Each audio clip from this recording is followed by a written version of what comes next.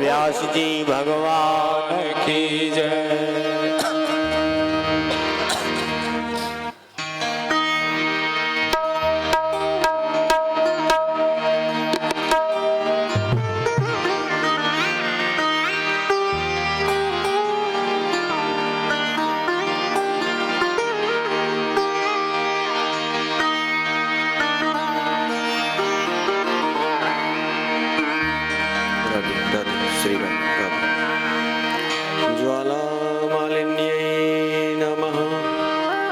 सर्वोपचारार्थे गन्धात् पुष्पाणिं समर्पयामि। आरति श्री रामायण जी की, आरती श्री रामायण जी की।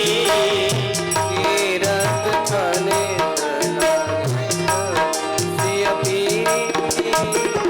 कीरत तले ललित सिय की। गावत ब्रह्मादिक मोहि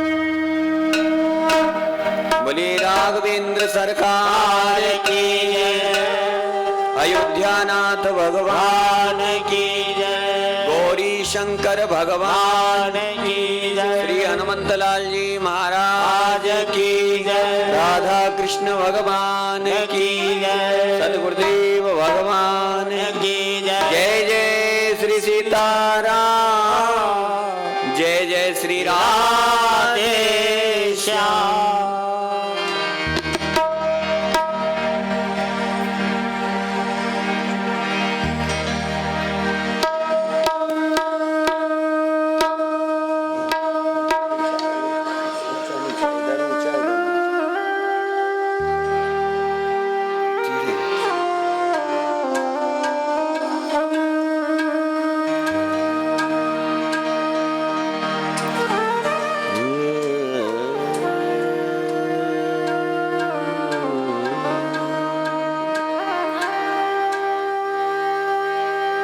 श्री गणेशाय नमः।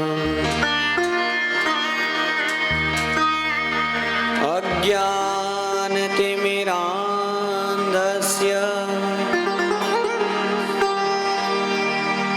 ज्ञानाञ्जनशलाकया चक्षुरुन्मीलितं येन तस्मै श्री गुरुवे नमः।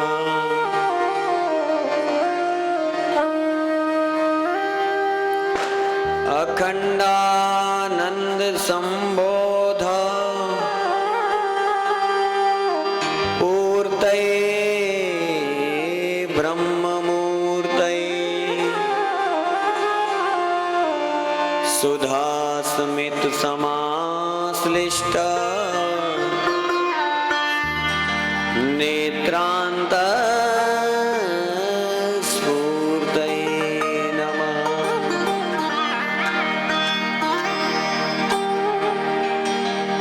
संजीवनं मिथिलकन्नकाया सौंदर्य सर्वस्व महानिधानम्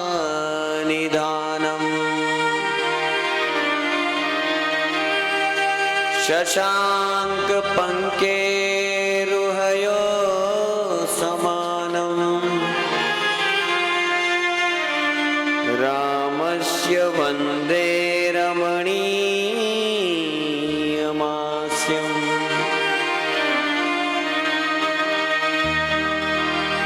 गंगातरङ्गरमणीयजटाकलापम्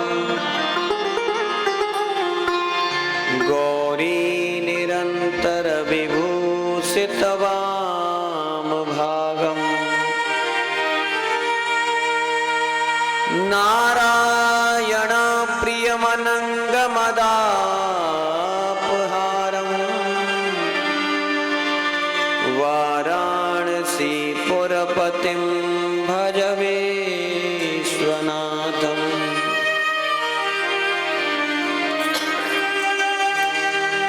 तुलसी जिनके मुखन ते धोख्यो निकषतराम तिनके पग की पानही मेरे तन को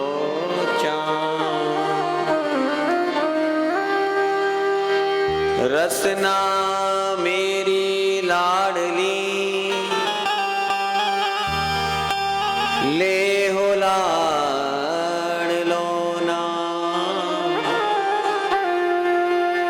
महारानी श्री जानकी महाराजा श्री राम महाराजा श्री राम। भक्ति भक्त भगवंत गुरु चतुर नाम बपु एक इनके पद वंदन किए, नासत विघ्न अनेक। राम कथा के रसिक तुम, भक्त राज मत धीर, आय सुआसन करिय प्रभु, तेज पुंज महावीर, तेज पुंज महावीर। शब द्वारन को छोड़ के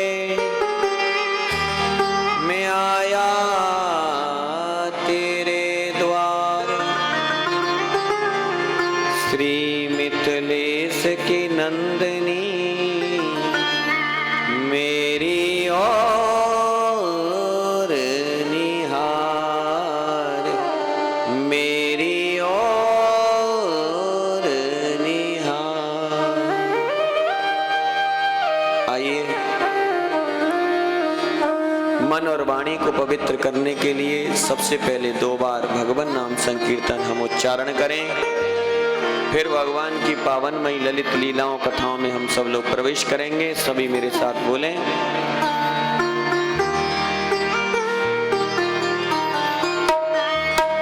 जय सिया राम, जय जय सिया राम।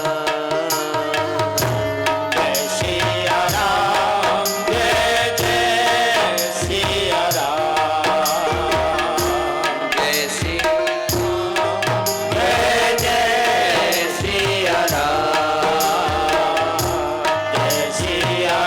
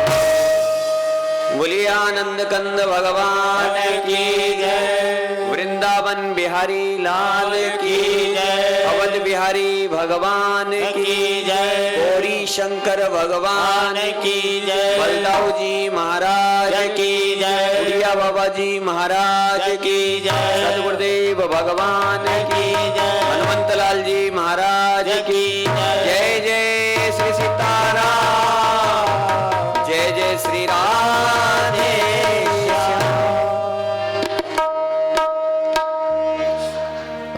अनंत अनंत श्री विभूषित अंतरात्मा में विराजमान परम स्मरणीय परम वंदनीय परम पूज्य नित्य लीलालीन श्री सद्गुरुदेव भगवान के पावन चरण कमलों में सत सत नमन करते हुए अकारण करुणा वरुणालय वक्त वांछा कल्पतरु दशरथ नंदन कौशला नंदन श्री राघवेंद्र सरकार को कोटि कोटि प्रणाम करते हुए विदेह वंश वैजंती अधिष्ठात्री जनक नंदिनी मां जानकी जी को प्रणाम करते हुए अनंत बलवंत राम कथा के रसिक रसिया भक्तराज श्री हनुमंत लाल जी को प्रणाम करते हुए मंचस्थ विराजे हुए संगीतज्ञ भाईजन, सन्मुख विराजे हुए दूर दूर से पधारे हुए भगवत कथा अनुरागी भगवत कथा रसिक भक्तजन, वात्सलमयी ममतामयी करुणामयी सती अनुसुईया सती सावित्री के पद चिन्हों पर चलने वाली माताएं शक्ति मातृशक्ति, बड़ा ही सुंदर सुअवसर प्राप्त हुआ सप्त दिवसीय रामचरितमानस की कथा को श्रवण कहने और करने का। 7 दिन पता ही नहीं चला कैसे निकल जाते हैं। आज षष्ठम दिवस है, कल भर की कथा और है, पता ही नहीं चला कैसे 7 दिन निकल गए। भगवान की कथा आनंद देने वाली है। जिसको जो चाहिए वो भगवान की कथा दे देती है। साधारण नहीं है भगवान की कथा भैया। भव सागर चह पारे जो पावा,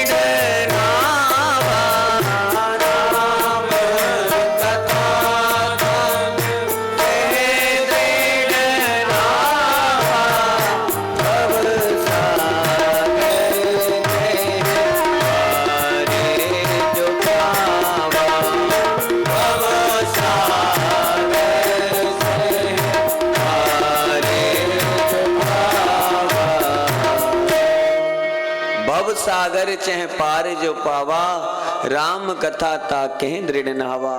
इस भव संसार सागर से जो पार होना चाहता है बंधुओं, उसके लिए तो ये राम कथा एक नौका है, नाव है, उसमें बैठ करके पार हो सकते हैं। संसार क्या है? संसार क्या असत्य है या सत्य है? क्या है? संसार मिथ्या है। लेकिन हमें ये मिथ्या संसार सत्य सा प्रतीत होता है, सत्य है नहीं। दिखाई दे रहा है कि ये सत्य है, लेकिन बंधुओं सत्य नहीं है। एक राजा था और उसने बहुत सुंदर श्लोक बनाया, श्लोक लिखा। लेकिन राजा श्लोक को लिख रहा था तो उसने श्लोक को पूरा नहीं कर पाया, एक लाइन रह गई, 3 लाइन उसने बना दी।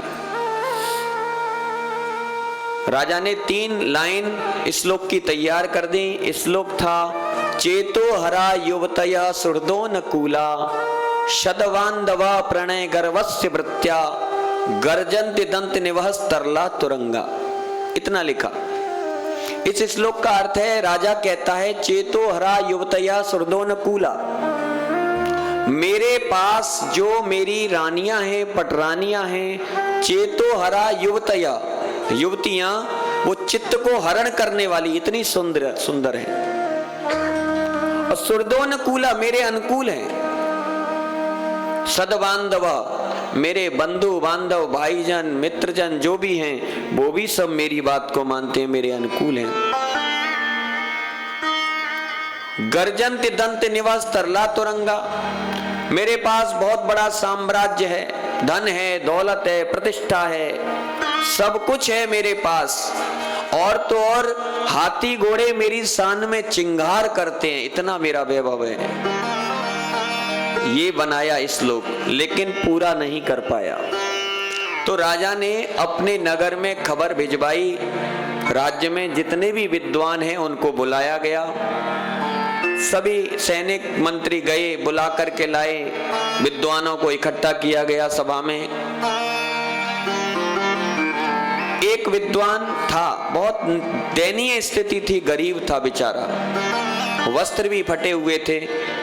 जब वो सभा में अंदर जाने लगा तो सेवकों ने रोक दिया, बोले तुम इस सभा के अनुकूल नहीं हो, ये विद्वानों की सभा है, श्रेष्ठ विद्वानों की, आप इसके अनुकूल नहीं हो। उस विप्र देवता ने कहा, विद्वान ने, अरे भैया मैंने शास्त्रों का अध्ययन किया है, मुझे ज्ञान है, मेरी एक बेटी है उसका मुझे विवाह करना है, मेरे पास धन नहीं है। अगर मैंने राजा के श्लोक को पूरा कर दिया तो हो सकता है राजा प्रसन्न होकर के मुझे धन देंगे, उससे मैं अपनी बेटी का विवाह कर दूंगा, आप मुझे अंदर जाने दो। लेकिन सैनिकों ने उसे अंदर नहीं जाने दिया। दिखने में लग नहीं रहा था, जीर्ण अवस्था थी, नंगे पांव, फटे कपड़े, न सर पर पगड़ी, दयनीय स्थिति थी बेचारे की। अंदर सभा जुड़ी हुई थी विद्वानों की। राजा ने सबका अर्चन पूजन किया, विद्वानों का आसन दिया और फिर सभी विद्वान बोले, राजन अब आप अपना श्लोक बोलिए, हम उसको पूरा करेंगे। राजा ने कहा, देखो जो मेरे श्लोक को पूरा करेगा मैं उसे मन चाहा जो वो मांगेगा वो धन दौलत दूंगा। अब तो सभी विद्वान बोले, राजन बोलिए आप अपना श्लोक। राजा ने वही श्लोक दोहराया, चेतो हरा युवतयः सुरदोनुकूला शतबांधवा प्रणय गर्भस्य वृत्या गर्जन्ति दंत निवहस तरला तुरंगा। विद्वान अपने अपने मत से अंतरा लगाने लगे, कोई कुछ कहता है कोई कुछ कहता है, लेकिन राजा को एक भी लाइन उनकी अच्छी नहीं लगी। सुबह से शाम हो गया, सभी विद्वान थक गए लेकिन उस श्लोक को पूरा नहीं कर पाए। शाम को सभा समाप्त हुई, सभी विद्वान चले गए, राजा निराश हो गया। राजा ने बोला, मेरे राज्य में इतने विद्वान थे लेकिन एक भी मेरे अनुकूल इस श्लोक को पूरा नहीं कर पाया। तभी सेवक ने कहा, महाराज अभी एक विद्वान रह गया है। बोले वो कैसे रह गया, हमने तो सबको बुलाया था। बोले महाराज वो आपकी सभा के अनुकूल नहीं था, दरवाजे पर आया, हमने उसे अंदर नहीं आने दिया। अरे क्यों नहीं अंदर आने दिया, बुलाओ उन्हें तुरंत। सेवक गए, उन पंडित जी महाराज जो गरीब थे बेचारे उनको बुला करके लाए। आकर के सामने दरबार में खड़े हो गए, पहले से ही अपनी बखानता कर दी, महाराज मैं बहुत दयनीय गरीब हूँ, मैंने शास्त्रों का अध्ययन किया है, अगर मैं आपके श्लोक को पूरा नहीं कर पाऊं तो मेरे अपराध क्षमा करना नाथ। राजा ने कहा, अभी तो मैंने कोई प्रश्न ही नहीं किया और पहले से ये इतनी दीनता दिखा रहे हैं, इतना छोटा बन रहे हैं, अवश्य इन्होंने शास्त्रों का रहस्य जान लिया है। भैया जो घड़ा पानी का भरा होता है ना, मान लो छत पर दो घड़े रख दिए जाए, एक घड़े में 1-2 लोटा पानी डाल दो और एक घड़े को चकाचक भर दो।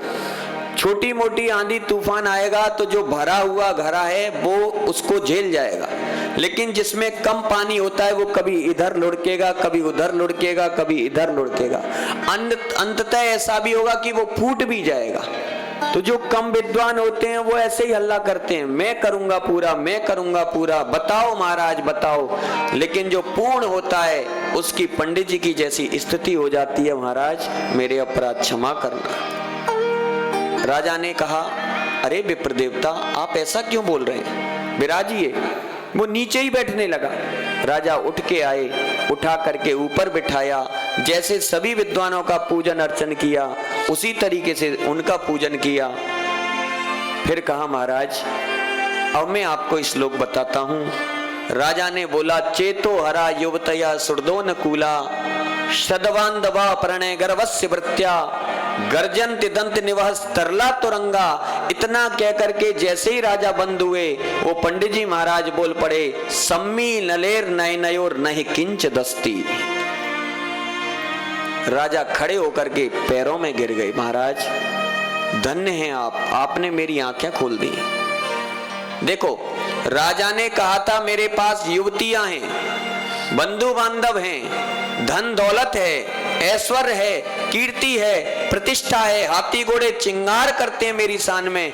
पंडित जी ने एक लाइन बोली, राजन कब तक, जब तक सम्मी लनेर नय नयोर नहीं किंच दस्ती, जब तक तुम्हारी आंखें खुली हुई हैं, तब तक ये युवतियां श्रृंगार कर रही हैं, तब तक बंधु बांधव आपका सहयोग कर रहे हैं, और जब तक ये हाथी घोड़े चिंगार भी कर रहे हैं। लेकिन जिस दिन ये आंखें बंद होगी, यहीं का यहीं रह जाएगा, कुछ भी तुम्हारे साथ जाने वाला नहीं है। राजा ने एक लाइन में पूरा अर्थ बता दिया।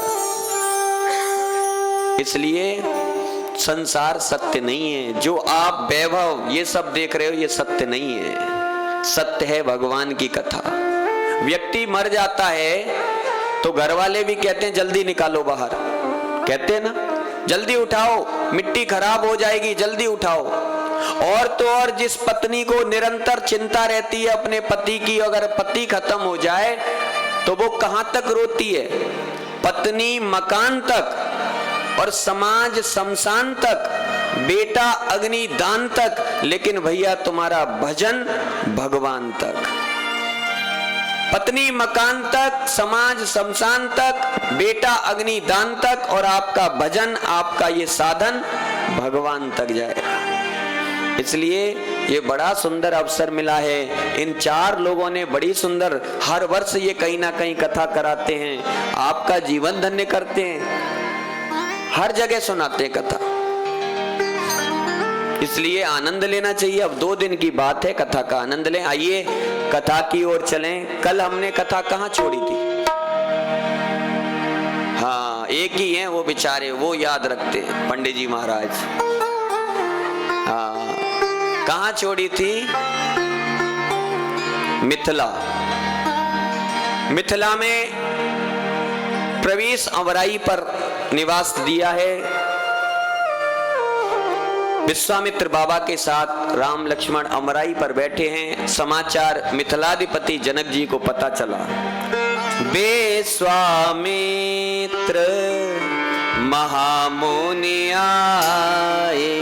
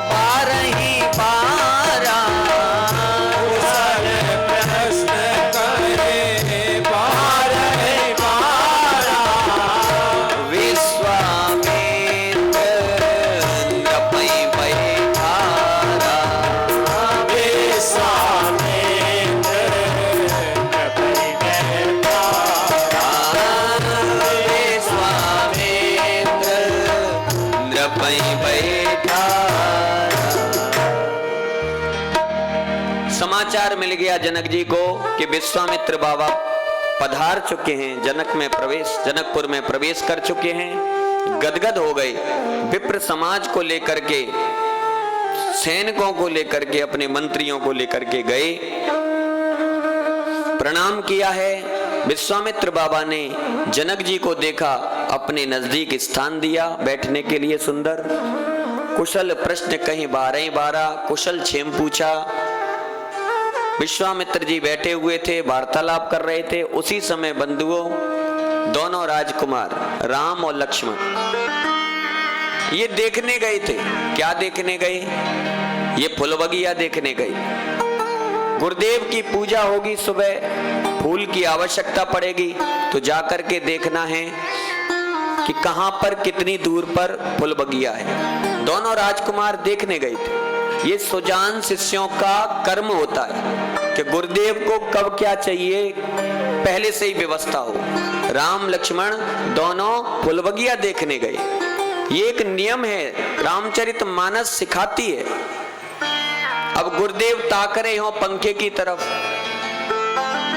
तो समझ जाना चाहिए शिष्य को कि गुरुदेव के लिए गर्मी महसूस हो रही है, पंखा चलाना चाहिए। गुरुदेव देखें घड़े की तरफ, तो समझ जाना चाहिए कि इनको पानी की आवश्यकता है। 3 प्रकार के शिष्य बताएं शास्त्रों में, उत्तम, मध्यम और निम्न। उत्तम कहते हैं जो बिना कहे ही समझ जाए कि गुरुदेव को कब क्या आवश्यकता हो रही है और उस सेवा को कर दे, उसे कहते हैं उत्तम श्रेणी का शिष्य। मध्यम कहते हैं जो कहने के बाद करे। गुरुदेव ने कहा बेटा पानी लेके आओ, तुरंत लेके आए। गुरुदेव ने कहा बेटा ये अतिथि आए, इनका सत्कार करो, तुरंत करने पहुंच जाए, वो मध्यम। और निम्न होते हैं जो कहने के बाद भी नहीं करते, टाल देते। हाँ गुरुदेव अभी कर रहा हूं। एक बात याद आ गई। एक गुरुजी थे और गुरुजी और शिष्य दोनों रात्रि में शयन कर रहे थे। शिष्य आलसी था, निम्न कोटि का। गुरुदेव ने कहा अरे लाला बाहर देखना बारिश पड़ रही है या बंद हो गई। अब वो आलसी था, लेटा हुआ।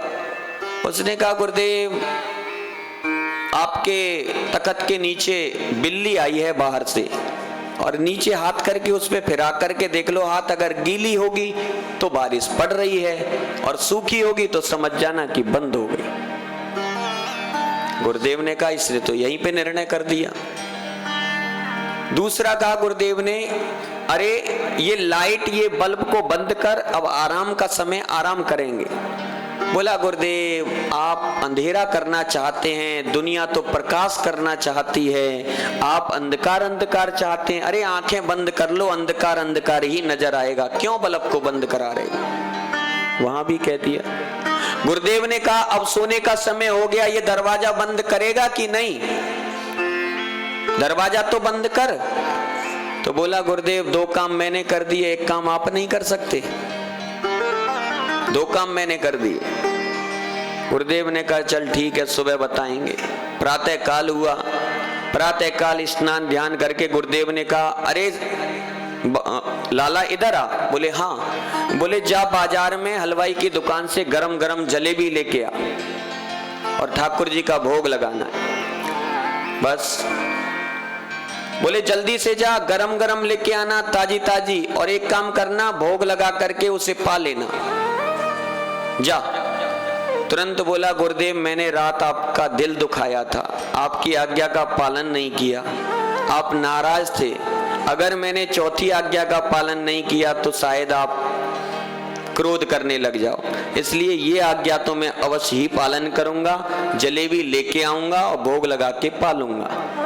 ऐसे शिष्य होते हैं, लेकिन नहीं, ये निम्न कोटि के होते हैं। ऐसा नहीं करना चाहिए। एक शिष्य और था, वो भी ऐसा ही था।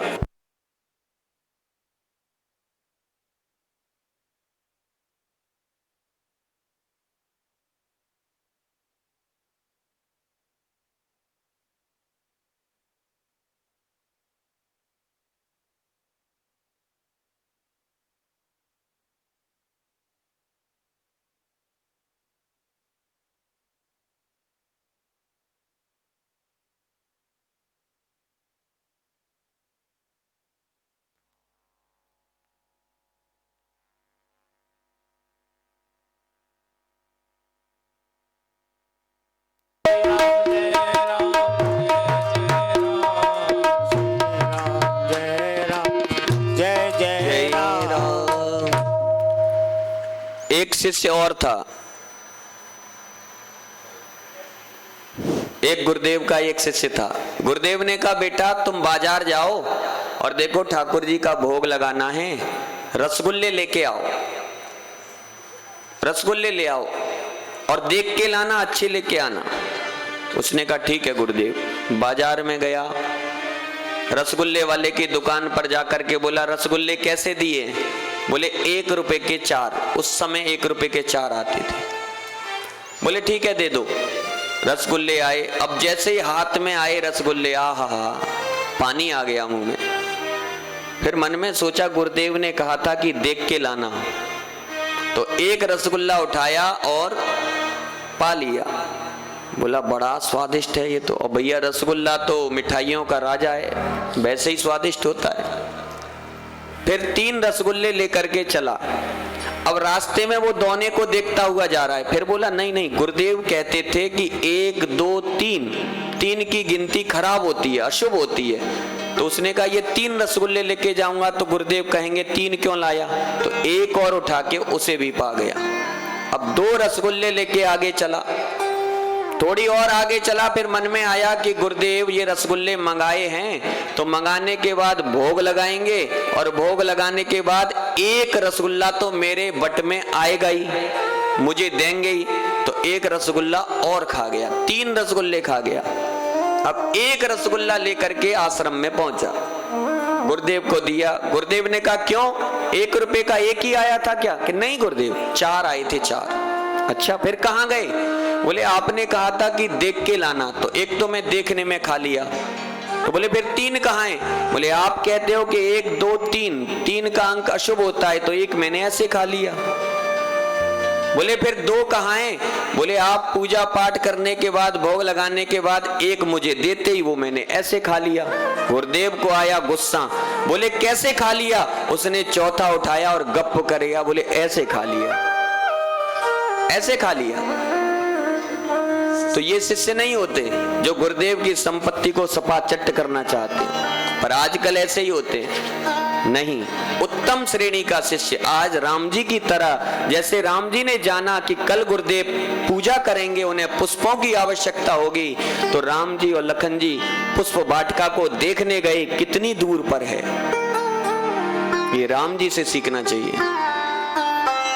आज जनक जी महाराज बैठे हैं कुशल क्षेम पूछने के बाद, उसी समय दोनों कुमार पधारे हैं विश्वामित्र जी के पास। तेहि अवसर आए 2 भाई, तेहि अवसर आए 2 भाई, गए रहे देखन फुलवाई, गए रहे देखन फुलवाई, तेहि अवसर आए 2 भाई, तेहि अवसर आए 2 भाई। उठे सकल जब रघुपति आए, उठे सकल जब रघुपति आए, विश्वामित्र निकट बैठाए, विश्वामित्र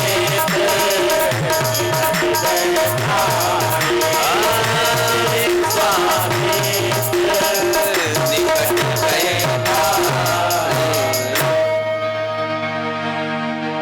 विश्वामित्र निकट बैठाए। जैसे ही राम जी लक्ष्मण जी आए, जनक जी ने देखा ये कुमार, ये राजकुमार, सब खड़े हो गए। राम जी का इतना तेज था बंधुओं कि उसे सहन नहीं कर पाए आज जनक जी, सभी समाज के साथ खड़े हो गए। जैसे मानो उस सभा में सूर्य भगवान साक्षात प्रकट हो गए हो, इतना तेज था राम जी का। खड़े होकर के स्वागत किया, लेकिन राम जी और लखन जी सहजता से गुरुदेव को प्रणाम किए। विश्वामित्र जी के एक और लखनलाल जी और एक और राम जी बैठ गए। अब हमारे जनक महाराज जनक जी देखते रहे, सब कुछ भूल गए सुध बुध। राघव किशोर चित चोर को बिलोकत ही, नृपत विदेह जू को ब्रह्मानंद बह गयो। जो निराकार में रहते थे, निरंतर ब्रह्मानंद का आनंद लेते थे जनक जी महाराज, ज्ञानेष्ठी थे, लेकिन आज हमारे राघव को देखा। नारायण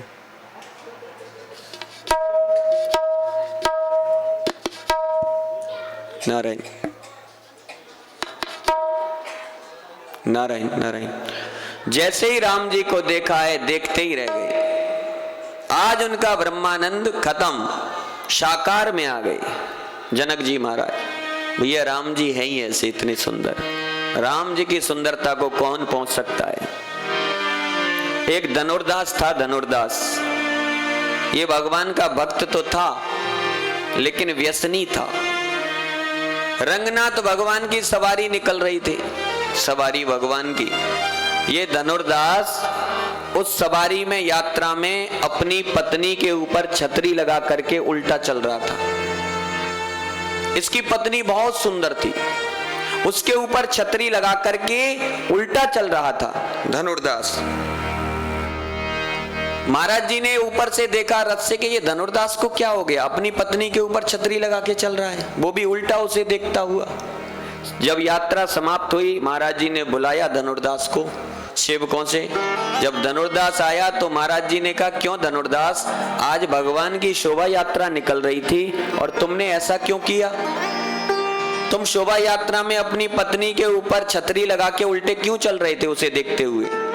धनुर्दास ने कहा, महाराज जी मेरे अपराध क्षमा करना, लेकिन मैं करूं क्या, मेरी पत्नी है ही इतनी सुंदर। ठीक है सुंदर है तो तुम छतरी क्यों लगा रहे थे? बोले मैं इसलिए लगा रहा था कहीं मेरी पत्नी का बदन कुमला ना जाए धूप के प्रकाश से, इसलिए लगा रहा था। अच्छा तुम्हारी पत्नी बहुत सुंदर है और कोई सुंदर नहीं है? बोले हाँ महाराज मेरी पत्नी से सुंदर तो कोई है ही नहीं। बोले अगर तुझे तेरी पत्नी से सुंदर दिखा दिया तो? बोले नहीं महाराज असंभव, मेरी पत्नी से सुंदर कोई नहीं है। बोले अगर दिखा दिया तो? बोले जब की जब देखी जाएगी। तुरंत महाराज जी रंगनाथ भगवान के मंदिर में गए, हाथ जोड़ करके कहा, प्रभु ये आपका भक्त है लेकिन भटक गया है, आपकी सुंदरता को नहीं जानता, प्रभु इसे अपना तेज दिखाओ, अपनी सुंदरता दिखाओ। जैसे ही महाराज जी ने कहा रंगनाथ भगवान से कि मूर्ति में एक तेज आ गया, सौंदर्य आ गया। महाराज जी ने धनुर्दास से कहा, अरे धनुर्दास आओ दर्शन करो। धनुर्दास ने जैसे ही भगवान का दर्शन किया रंगनाथ का, गदगद हो गया, मूर्छित होकर के बेहोश होकर वहीं गिरने लगा, इतना तेज ठाकुर जी की सुंदरता। महाराज जी ने जल छिड़क करके उसे जब खड़ा किया, पूछा क्यों धनुर्दास हमारे ठाकुर जी की सुंदरता कैसी लगी? उसने कहा महाराज अब अगर छतरी लगेगी तो इन्हीं के ऊपर लगेगी और किसी के ऊपर छतरी नहीं लगेगी। तब से आज भी आप दक्षिण भारत में जाओगे जगन्नाथपुरी में, जगन्नाथ भगवान के ऊपर जो पीछे छत्र लेकर के खड़ा है वो हमारे धनुर्दास हैं, जो आज भी छतरी लेकर के खड़े। भक्तमाल का प्रसंग। तो भगवान की सुंदरता देख करके आज विदेहराज जनक जो विदेह रहते थे, देह से परे निराकार में रहते थे, ब्रह्मानंद का आनंद लेते थे, लेकिन नृपत विदेह जू को ब्रह्मानंद बह गयो। राघव किशोर चित चोर को बिलोकत ही, नृपत विदेह जू को ब्रह्मानंद बह गयो। भूल गए सुध बुध, देखते रह गए। और फिर विश्वामित्र जी से पूछने लगे, मूरति मधुर मनोहर देखी, मूरत मधुर मनोहर देखी, भयहु विदेहो विदेह विशेषी, भयहु विदेहो विदेहो विशेषी, कयहु नाथ सुंदर दो भाल, कहो नाथ सुंदर दो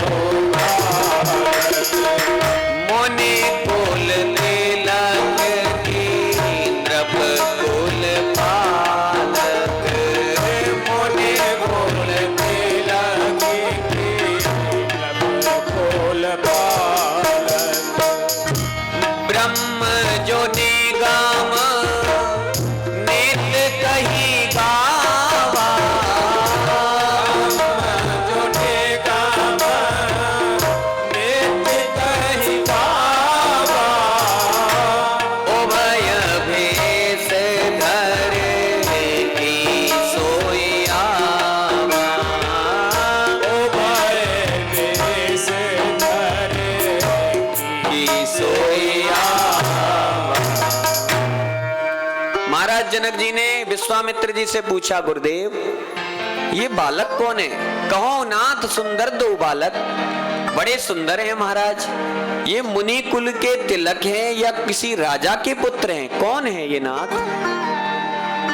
इनको देखकर तो ऐसा लगता है कि ब्रह्म जो निगम नेत कही गावा, जो हमारे वेद पुराणों ने नेति नेति कह करके जिनका गान किया है, मुझे तो लगता है वही ब्रह्म आज उभय वेश धर के यहाँ पर विराजमान है। विश्वामित्र जी ने कहा, राजन बिल्कुल सही जगह पहुंचे। आप निराकार का चिंतन करते हैं लेकिन पहचान बड़ी पक्की है। जो आप कह रहे हैं ब्रह्म सो निगम नेत कही गावा, उभय वेश धर की सोई पावा, बिल्कुल सही कहा। राम जी ने विचार किया कि अगर ये बात खुल जाए कि हम ब्रह्म हैं, हम भगवान हैं, तो फिर क्या होगा। तुरंत राम जी ने विश्वामित्र जी की ओर मुस्कुराए, और जिसकी ओर हमारे राघव मुस्कुरा दें, समझ लो अपनी वैष्णवी व्यतनोन माया चक्कर फेर दिया। और तुरंत जैसे ही मुस्कुराए, तो अभी तक तो विश्वामित्र कह रहे थे हाँ राजन तुम ठीक पहुंचे, लेकिन जब माया का चक्कर आया तो साधारण परिचय देने लगे। क्या?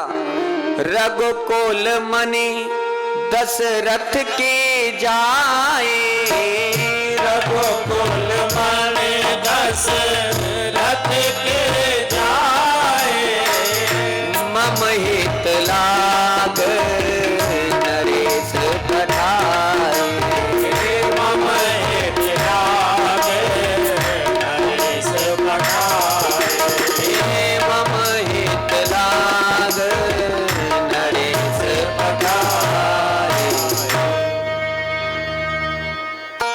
विश्वामित्र जी बता रहे थे हाँ बिल्कुल सही पहुंचे, ये वही ब्रह्म है, वो हैं। राम जी ने कहा अगर गुरुदेव सारा रहस्य खोल दोगे तो फिर जनक जी और ये सभा के सामने हम भगवान बन जाएंगे। जब माया छोड़ी तो साधारण परिचय देने लगे। ये दोनों दशरथ जी के कुमार, महाराज चक्रवर्ती सम्राट दशरथ जी अयोध्या नरेश के पुत्र हैं। मम हित लाग नरेश पठाए। राजा ने पूछा महाराज आपका क्या हित था इनसे, ऐसा क्या किया इन्होंने? तुरंत विश्वामित्र जी ने कहा राजन इन्होंने मेरे यज्ञ की रक्षा करी। यज्ञ की? कौन सा यज्ञ की? बोले निर्भय यज्ञ की। मुझे राक्षस यज्ञ नहीं करने देते थे, जब मैं इन्हें लेके आया तो इन्होंने मेरे यज्ञ की रक्षा करी राजन। बस जनक जी समझ गए गुरुदेव क्या कहा, इन्होंने आपके यज्ञ की रक्षा करी? बोले हाँ राजन, बड़े बड़े राक्षसों का वध किया और मेरे रक्ष को स्थापित किया, उसकी रक्षा की। जनक जी ने मन में विचारा कि गुरुदेव जब इन्होंने तुम्हारे यज्ञ की रक्षा की तो अब मुझे पता चल गया कि ये मेरे धनुष यज्ञ की भी रक्षा यही करेंगे। इन्होंने तुम्हारे निर्भय यज्ञ को पूरा किया तो अब मुझे पूरा विश्वास है कि ये मेरा धनुष यज्ञ भी पूरा करेंगे। विश्वास हो गया यहाँ जनक जी को। तुरंत कहा गुरुदेव अब आप मेरे राज्य में पधारो। राम जी को लखन जी को साथ लेकर के विश्वामित्र जी मिथिला में पधारे हैं। बंधुओं सुंदर निवास दिया। राम जी को कहां ठहराया मिथिलाधिपति राजा जनक जी ने? कहां ठहराया? तो गोस्वामी जी ने चित्रण खींचा। सुंदर सदन सुखद सब काला, सुंदर सदन सुखद सब काला, तहां बास ले दीन भुआला, तहां बास ले दीन भुआला, तहां बास ले दीन भुआला, तहां बास ले दीन भुआला। सुंदर सदन, सुंदर कक्ष। अब कक्ष किसका सुंदर था? कक्ष सुंदर था भैया सीता जी का। सीता जी का सदन, सीता जी का जो कक्ष था, जनक जी ने जाकर के कहा हे जानकी पुत्री तुम अपने कमरे को खाली कर दो। जानकी जी ने कहा क्यों? बोले राजकुमार आए हैं गुरुदेव के साथ और हम उन राजकुमारों को आपके कक्ष में ठहराएंगे। अब देखो जानकी जी कौन है? भक्ति। और राम जी कौन है? ज्ञान। और लक्ष्मण जी वैराग्य। ज्ञान वैराग्य को कहां ठहरा रहे हैं जनक जी? भक्ति के महल में। भक्ति ने कहा कि आप मेरे घर में राम को ठहरा रहे हैं, अच्छी बात है, जहां भक्ति होगी वहां राम आ ही जाएंगे, लेकिन मैं कहां जाऊं? मेरे घर में जब तुमने राम जी को ठहरा दिया तो मैं कहां रहूं? तो जनक जी ने कहा तुम हमारे में आ जाओ, तुम हमारे में आ जाओ। भक्ति के घर में परमात्मा विराजमान होता है, लेकिन भक्ति ज्ञानी के हृदय में अगर विराजमान हो जाए तो बंधुओं बात ही बन जाए। आज लोग कटाक्ष करते हैं कि भक्ति बड़ी या ज्ञान बड़ा या वैराग्य बड़ा। नहीं नहीं, तीनों एक दूसरे के पूरक हैं। जिसके अंदर ज्ञान है भैया, उसके अंदर भक्ति आ जाए तो बात ही बन जाए, और जिसके अंदर भक्ति है उसके अंदर थोड़ा ज्ञान आ जाए तो बात बन जाए। ऐसा नहीं कि केवल भक्ति से ही भगवान मिल जाए। भक्ति तो भैया गोस्वामी तुलसीदास बाबा ने भी करी थी। गोस्वामी तुलसीदास बाबा ने भक्ति करी। हनुमंत लाल जी आए, बताया भगवान का दर्शन नहीं हो रहा। अच्छा तो जाओ सीधे चित्रकूट के घाट पर, भगवान चंदन लेने आएंगे, चंदन घिसो। तुलसीदास बाबा चित्रकूट के घाट पर जाकर के चंदन घिसने लगे। राम जी आए बालक के रूप में, कहा बाबा बाबा हमें थोड़ा चंदन दो ना। फटकार लगा दी, अरे मेरे राम जी आ रहे हैं, तुम्हें अभी नहीं दूंगा। और राम जी को ही मना कर दिया, बालक के रूप में फटकार दिया, चले गए। दोबारा घूमते हुए फिर आए, बाबा थोड़ा चंदन दे दो ना, नेक हमें लगा दे। बोले नहीं नहीं, मैं राम जी को लगाऊंगा, जाओ यहां से। हनुमंत लाल जी ने देखा कि ये तो पहचान ही नहीं रहे, राम जी तो बार बार आ रहे हैं पास। तो भक्ति थी लेकिन जानने के लिए ज्ञान नहीं था, पहचानने के लिए ज्ञान चक्षु नहीं थे, इसका अभाव था, तो भगवान को पहचान नहीं पाए। तुरंत हनुमंत लाल जी ने तोता का रूप बनाया, गुरु बनकर के तोता का रूप बनाया और पेड़ पर बैठ गए। और जैसे ही अब की बार राम जी आए, बाबा बाबा ने चंदन दो ना, चंदन दो ना बाबा ने। जैसे ही देखा हनुमान जी ने तुरंत बोल दिया, चित्रकूट के घाट पे भई संतन की भीड़, तुलसीदास चंदन घिसो, तिलक लेत रघुवीर, तिलक देत रघुवीर। जब जैसे ही सुना कि अरे ये तो हनुमंत लाल जी हैं, मुझे ज्ञान दे रहे हैं, क्योंकि हनुमान जी कौन है? ज्ञानी नाम अग्रगण्यम, गुरुदेव हैं हनुमान जी महाराज, ज्ञान है। जब ज्ञान दिया तुरंत पकड़ लिया, प्रभु आप मेरे हो, आप राम हो, राम जी प्रकट हो गए। तो बंधुओं भक्ति करो लेकिन बिना ज्ञान के नहीं, ज्ञान है तो परमात्मा को पहचानने की शक्ति मिलेगी। आज जनक जी ने जानकी जी को अपने महल में स्थान दिया, ज्ञानी ने भक्ति को अपने महल में स्थान दिया, और भक्ति ने अपने घर में परमात्मा को स्थान दिया। सुंदर सदन सब काला, तहां बास दे दीन भुआला, स्थान दिया। अगला दिन हुआ बंधुओं, विचार किया, जनक जी के मन में आया लक्ष्मण जी को भी रहने के लिए जगह स्थान दिया। अब आगे कथा आती है, गोस्वामी जी लिखते हैं, लखन हृदय लालसा विसेकी। अब यहां लखन जी के बारे में कहा कि लखन के हृदय में लालसा जागृत हुई, लेकिन लालसा लखन के हृदय में नहीं, लालसा थी राम जी के मन में। राम जी के मन में यह था कि जनक नंदिनी जानकी का दर्शन हो, क्योंकि वो अवतार लेके आई हैं और मुझे पता है कि जनक जी के यहाँ हैं, तो वो कितनी सुंदर बन के आई हैं ये देखना चाह रहे। और मन में तो अपने थी, लेकिन ओट लई लक्ष्मण की। और गुरुदेव के पास जाकर के बोले, गुरुदेव लखन हृदय लालसा विशेषी, लखन हृदय लालसा विशेषी, जाए जनकपुर आवहीं देखी, आए जनकपुर आवर देखी, लखन हृदय लालसा विशेषी, लखन हृदय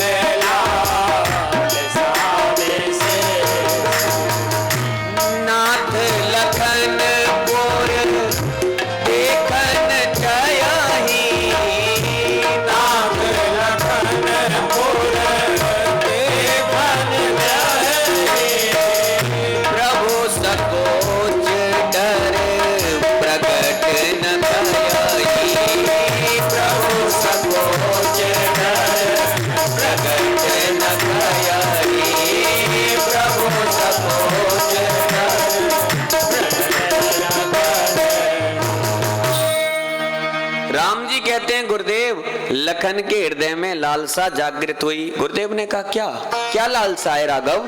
बोले नाथ लखनपुर देखन चाहिए। इस जनकपुर को लखन देखना चाहता है, लेकिन आपके डर और संकोच के कारण कह नहीं पा रहा है। अच्छा, लखन नहीं कह पा रहा है, तुम कह पा रहे हो। समझ गए गुरुदेव के मन में तो इनके। लेकिन गुरुदेव ने सोचा चलो ठीक है, लखन देखना चाहता है तो एक काम करो, यहाँ जनक जी के बहुत से सेवक हैं और लखन को किसी सेवक के साथ भेज दो, वो उसको दिखा करके लौटा के ले आएगा। राम जी ने कहा ये तो पूरी समस्या ही खत्म हो गई। हमने तो सोचा था कि लखन की ओट लेके हम देखेंगे जनक दुलारी को, लेकिन इन्होंने तो पूरा ही कह दिया। विश्वामित्र बाबा ने कहा ठीक है, लखन देखना चाहता है तो राघव एक काम करो, किसी सेवक को बुलाओ जनक जी के को और लखन को उनके साथ भेज दो, वो दिखा करके ले आएंगे। राम जी उदास हो गए। गुरुदेव आप मेरे मन की गति नहीं जान रहे, और गुरुदेव जानना चाहते हैं कि जब तक तुम नहीं कहोगे तब तक हम भी आज्ञा नहीं देंगे। तुम लक्ष्मण की ओट लो और हम लक्ष्मण को ही भेज रहे हैं। तुरंत राम जी ने सोचा क्या किया जाए, कैसे मैं भी जाऊं, मन तो मेरा है, मैं तो लक्ष्मण का नाम ही ले रहा हूं। तुरंत राम जी बोल पड़े क्या?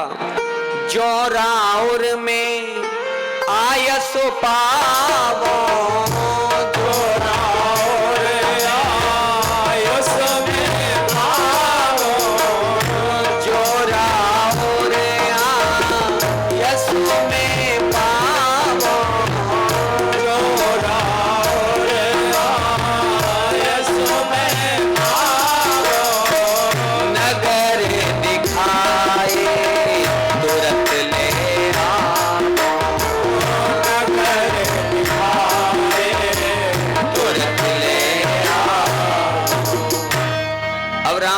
चाल चली। बोले गुरुदेव लक्ष्मण है ना बहुत छोटा है, और आप किसी सेवक के साथ भेज दोगे और मान लो लक्ष्मण नगर देखता ही रहे और सेवक जनक जी के दिखाते ही रहे तो शाम हो जाए, इसलिए आप अगर मुझे आज्ञा दे दो तो जो राउर में आयस पावो, नगर दिखाए तुरंत ले आवो, मैं जल्दी से दिखा के ले आऊंगा, देर नहीं करूंगा। समझ गए कि तुम्हारे ही मन में जाने की। तुरंत विश्वामित्र ने कह दिया, क्या कहा? जाए देख आवो नगर, सुख निधान दो भाई, करो सफल सबके नयन, सुंदर बदन दिखा।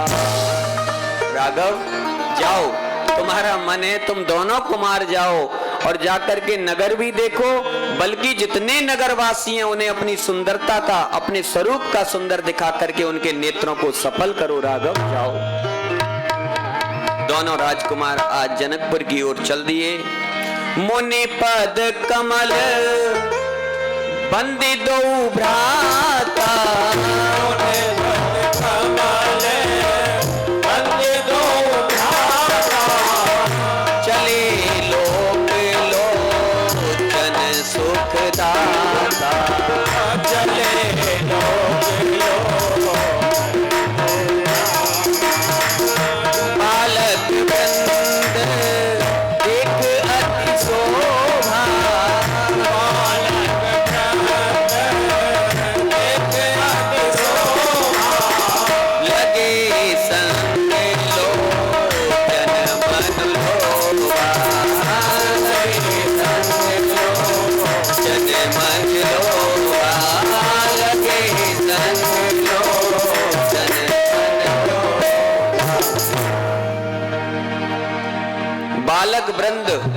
जैसे ही नगरवासियों ने सुना कि विश्वामित्र बाबा के साथ दो राजकुमार आए हैं, बड़े सुंदर हैं, बालक वृद्ध नर नारी सब भाग पड़े। अब देखो यहाँ बालक वृद्ध और नर तीन के बारे में कहा, नारी नहीं कहा। अब बालक वृद्ध तो आ ही जाएंगे, दरवाजे पर आ जाएंगे, गलियों में आ जाएंगे, लेकिन माताओं की एक मर्यादा होती थी।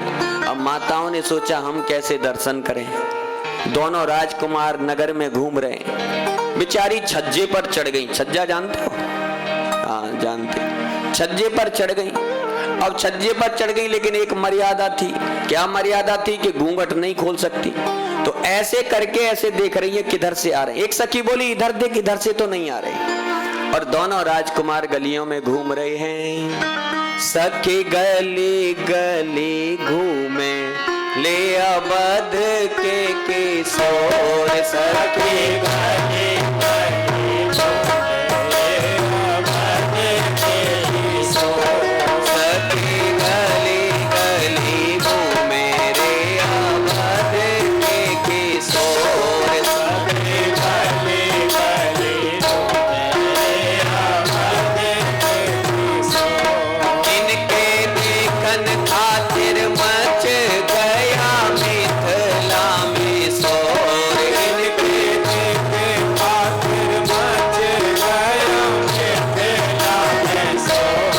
इनके देखन खातिर मच गया मिथिला में शोर। इनके देखन खातिर मच गया मिथिला में शोर।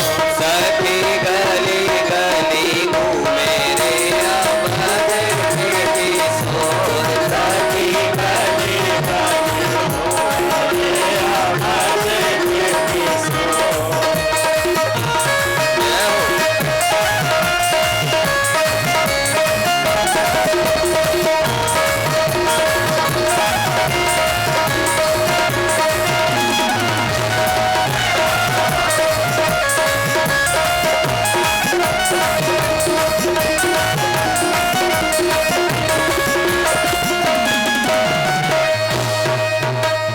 रूप कैसा है प्रभु का दोनों कुमारों का? एक है सावल सावल, एक है गौर। एक है सावल सावल एक है गौर। एक है सावल सावल, एक है गौर। एक है सावल सावल एक है गौर। दोनों मन हरण आहे, दोनों चित चोर। दोनों मन हरण है दोनों चित चोर। सखी गली गली घूमे रे अवध के किशोर। सखी गली गली घूमे अवध के किशोर। इनके देखन खातिर मच गया मिथिला में शोर। इनके देखन खातिर मच गया मिथिला में शोर। सखी गली गली घूमे रे अवध के किशोर। गली गली घूमे रे अवध के किशोर। सखी गली गली घूमे रे अवध के किशोर।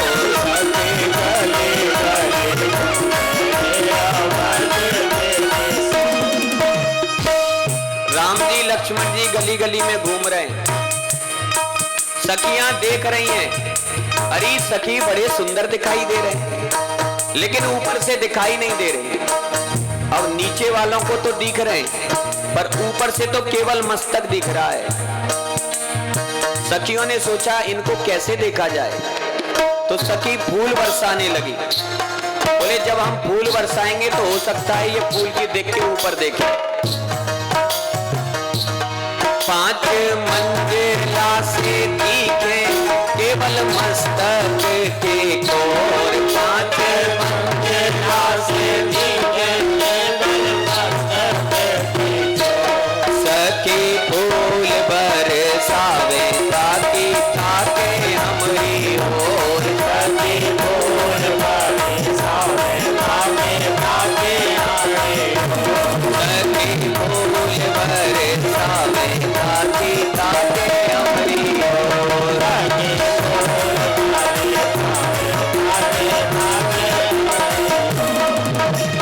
गली गली घूमे रे अवध के किशोर। सखी गली गली घूमे रे अवध के किशोर। राम जी लक्ष्मण जी घूम रहे। सखियों ने विचार किया, ऊपर खड़ी हैं 5-5 मंजिल पर, कैसे देखें ऊपर से केवल मस्तक का छोर दिख रहा है। सखी फूल बरसाने लगी। फूल क्यों बरसा लिए सखी? फूल बरसावे ताकि ताके हमरी ओर। जब फूल फेंकेंगे तो शायद ऊपर देखे। लक्ष्मण जी बोले दादा भैया, दादा भैया। बोले हाँ। बोले ऊपर से कोई फूल फेंक रहा है। बोले अच्छा। बोले आप कहो तो थोड़ा देख लूं कौन फेंक रहा है। बोले नहीं नहीं, सीधे चलो। लक्ष्मण जी सीधे चलने लगे। अब सखियों ने विचार किया, अच्छा ये फूल क्यों फेंक रही हैं सखियां? इसका एक कारण भी है। क्या कारण है? फूले फूले फूल फेंक, फूलन की में से मानो। फूले फूले फूल फेंक, फूलन की में से मानो। फूले फूले फूल फेंक, फूलन की में से मानो। फूले फूले फूलन की में से मानो। फूल लेने है तो फूलवारी में बोलावती। फूल लेने है तो फूलवारी में बोलावती। देख रघुलाल को मिथिलानी सुख पावती। देख रघुलाल को मिथिलानी सुख पावती। अब देखिए राम जी लक्ष्मण जी जा रहे, फूल फेंक रही है। क्यों क्यों फेंक रही है? फूले फूले फूल फेंक करके बता रही है राम जी सरकार, अरे जिन जनक नंदिनी का तुम दर्शन करने आए हो ना, उनका दर्शन इन गलियों में नहीं होगा। तो बोले कहाँ होगा? तो फूल फेंक के बता रही हैं आप फूल बगिया में आ जाना। हम प्रातः काल जनक दुलारी को गौरी पूजन के लिए लेके आएंगी। तो फूल फेंक फेंक फुलवारी में बुलावती। याई है तो बाला फूल माला बरसावती। एक सखी बोली, अरे सखी अगर ऐसा हो जाए कि हमारी स्वामिनी जी किशोरी जी को अगर यही वर मिल जाए सांवला, तो कितना अच्छा रहेगा। बोली हाँ बात तो ठीक है। तब तक एक सखी ने फूल माला फेंकी ऊपर से, राघव जी के ऊपर फूल माला। कौशल्या के लाला जल माला जय माला पड़े। कौशल्या के लाला जल माला जय माला पड़े। कौशल्या के लाला जल आला जय माला पड़े। कौशल्या के लाला जल माला जय माला पड़े। याई है तो माला फूल माला बरसावती। याई है तो माला फूल माला बरसावती। देख रघुलाल को मिथिलानी सुख पावती। देख रघुलाल को मिथिलानी सुख पावती। हाँ देख रघुलाल को मिथिलानी सुख पावती।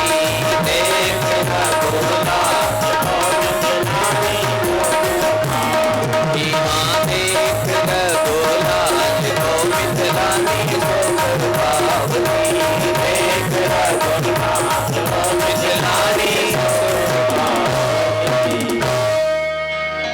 सखियां भगवान नीचे गलियों में घूम रहे हैं। सखियां अनेकानेक उपाय बता रही है। बोले सरकार जिन जनक नंदिनी का आप दर्शन करने आए हो वो यहाँ नहीं मिलेंगे गलियों में। कहाँ मिलेंगी? तो फूल फेंका, बोले फूल बगिया में आ जाना। एक सखी कहती है अगर यही हमारे किशोरी जी को मिल जाए तो बात बन जाए। कौशल्या के लाला गल आला जय माला पड़े। याई है तू बाला फूल माला बरसावती। बता रही है सरकार जो धनुष यज्ञ की रचना किशोरी जी के विवाह के लिए की गई है, काश वो विवाह आपके साथ हो जाए। एक सखी बोली ये तो बात ठीक है, लेकिन मैं तुझे बताऊं ये कहां से आए हैं राजकुमार? एक बोली हाँ लग तो रहा है कि ये नए नए देखे हैं अभी। बोले विश्वामित्र बाबा के साथ पधारे। विश्वामित्र बाबा के साथ आए हैं ये राजकुमार। अच्छा। एक सखी बोली अरे सखी इनकी मैया को नाम है जो आगे आगे चल रहे हैं ना सांवले सांवले। बोले हाँ। बोले इनकी मैया को नाम है कौशल्या। कौशल्या मैया है इनकी नाम। लक्ष्मण जी ने कहा दादा भैया। बोले हाँ।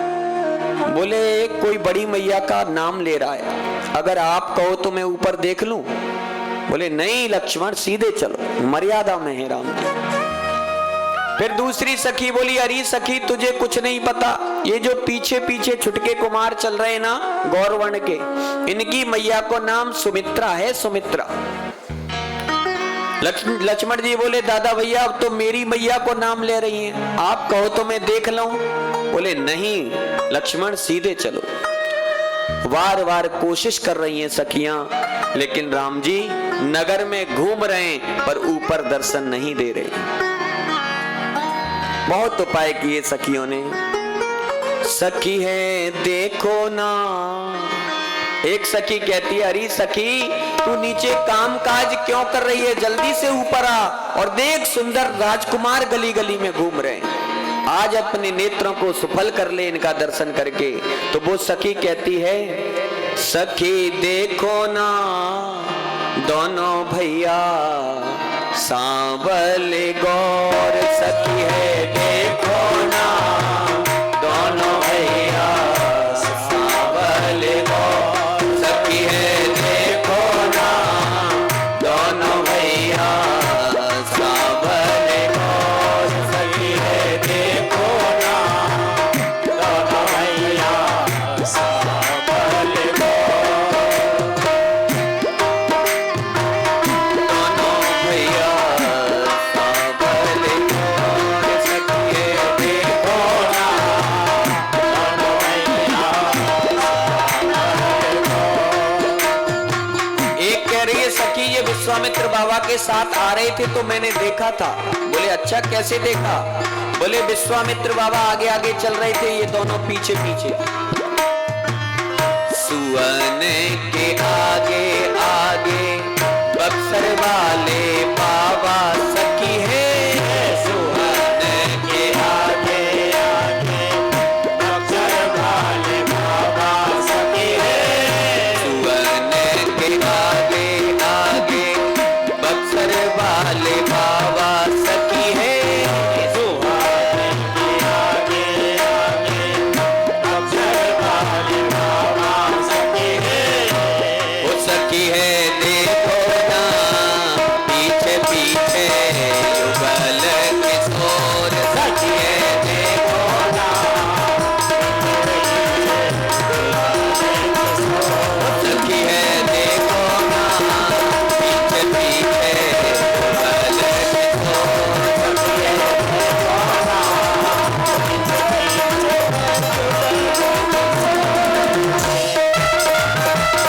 जय हो।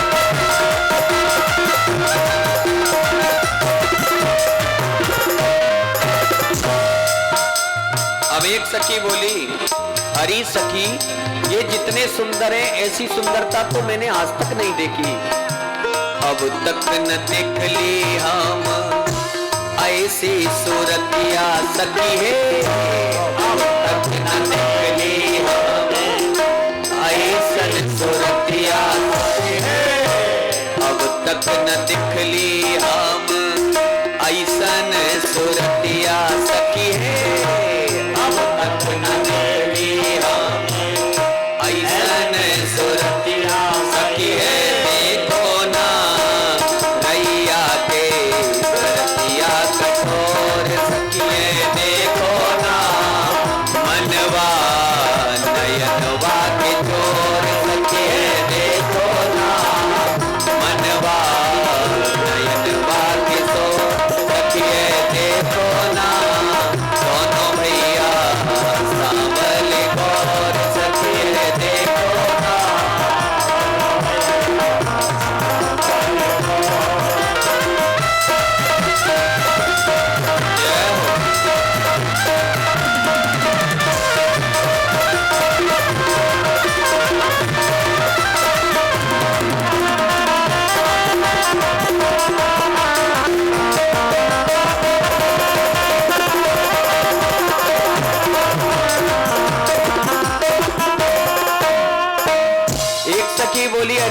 देख कितने कोमल कोमल हैं ये। इनकी जो पैर हैं उनके तलवा कितने कोमल कोमल हैं। नंगे पांव ये घूम रहे हैं सखी। कोमल कमल के ऐसन गुड़वा के तरौआ सखी है। कोमल कमल के ऐसन गुड़वा के तरौआ सखी है। कोमल कमल के ऐसन गुड़वा के तरौआ सखी है। कोमल कमल के ऐसन गुड़वा के तरौआ सखी है। देखो ना रैया के धरतिया कठोर सखी है। देखो ना रैया के धरतिया सखी है। देखो ना दोनों भैया अबल मोर सखी है। देखो ना दोनों भैया सखी है। देखो ना दोनों भैया अबल मोर सखी है। देखो ना दोनों भैया सावल मोर सखी है। देखो ना दोनों भैया सावल मोर सखी है। देखो ना दोनों भैया सावल मोर सखी है। देखो ना दोनों भैया।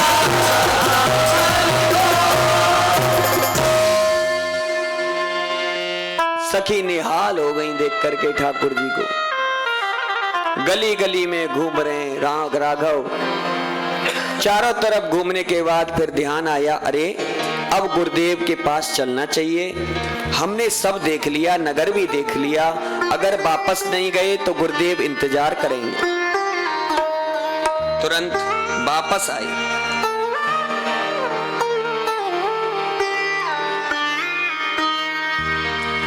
सखियों का संवाद हुआ, आकर के बैठ गए, सब कुछ बताया गुरुदेव। बड़ा सुंदर नगर है। विश्वामित्र जी ने कहा कि तुम देखने गए थे या अपने आप को दिखाने गए थे? भैया गुरुदेव सब मन की जानते हैं, उनसे क्या छुप सकता है।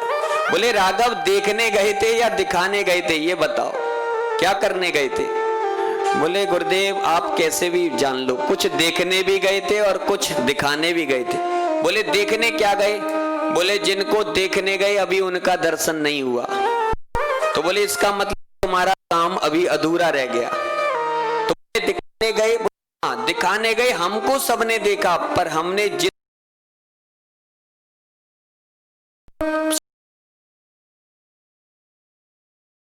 संध्या समय आज विश्वामित्र जी ने शयन किया।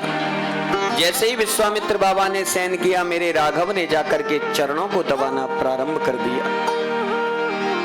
राघव और लखन दोनों भैया गुरुदेव के चरण दबा रहे हैं। गुरुदेव लेटे हुए हैं।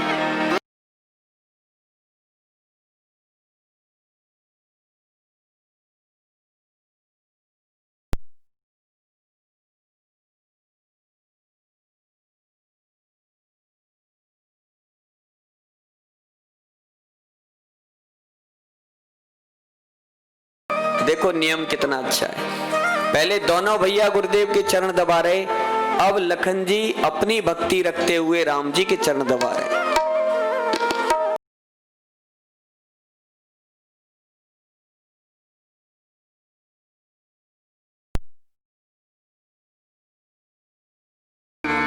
ऐसा नहीं कि शिष्य चरण दबाते रहे। जैसे विश्वामित्र बाबा समझ गए कि एक पहर रात्रि बीत गई राघव, अब तुम शयन करो। गुरुदेव को भी सुजान शिष्य का ध्यान रखना चाहिए। ऐसा नहीं कि शिष्य सेवा ही करता रहे और गुरुदेव उसको मना ही ना करें। कब तक करेगा बेचारा, उसका भी ध्यान रखना जरूरी है गुरुदेव को। एक गुरुजी थे, शिष्य चरण दबा रहा था, बहुत अच्छा शिष्य था बेचारा। अब चरण दबा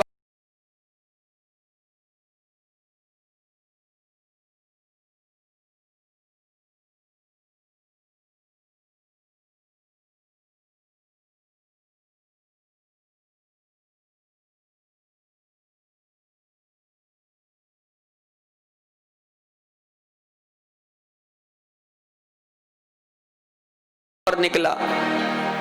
1 घंटा निकला, उसने सोचा अब गुरुजी सो गए, फिर सोचा चलो मैं भी सो जाता हूं। जैसे ही उठने को हुआ फिर वही प्रश्न, अरे लाला वो तुम कितने भाई थे थोड़ा बताना। बोले गुरुदेव 4 भाई।